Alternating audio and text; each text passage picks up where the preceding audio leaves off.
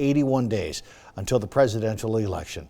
Over the past 2 weeks, we've been taking a closer look at voting access, safety, and security in the Gem State. It's part of our Rebound Idaho series to keep you informed throughout the pandemic so we can all bounce back together. As we've reported, Idaho state officials plan to offer both in-person and absentee voting in November. Tonight, our Madeline White looks into concerns about protecting poll workers.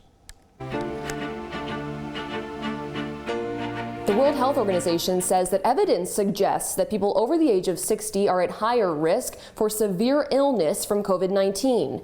This same age group typically makes up the majority of poll workers in Idaho.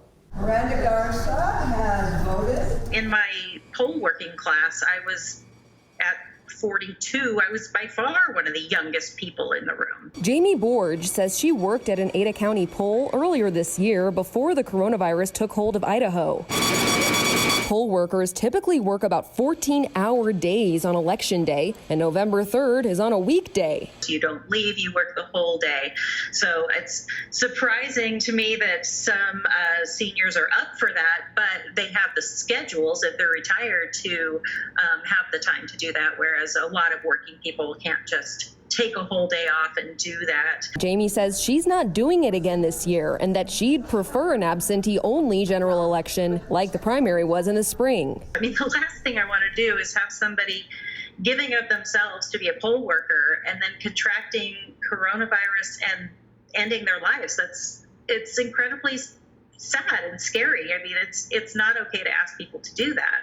Ada County Clerk Phil McGrane says he hears that. Many of the clerks around the state would strongly prefer to see it be an all-mail election because of the challenges of finding polling locations, finding poll workers, and the public health concerns. And he says he plans to present these issues to lawmakers. A lot of our traditional poll workers are in that vulnerable population and have some concerns about doing it. In the special legislative session on the election to be held at the end of this month. So there's a great concern. Are we going to be able to find enough poll workers? We really are looking for people in the community who are willing to come in and volunteer their time that day to facilitate this. He says he hopes legislators give special attention to the number, security, and types of polling venues. Like large enough facilities. Can we use a high school gym rather than like an entryway? And hopes they consider providing protective gear for their poll workers. But that's where we need the legislature's assistance, is being able to consolidate some of our polling locations to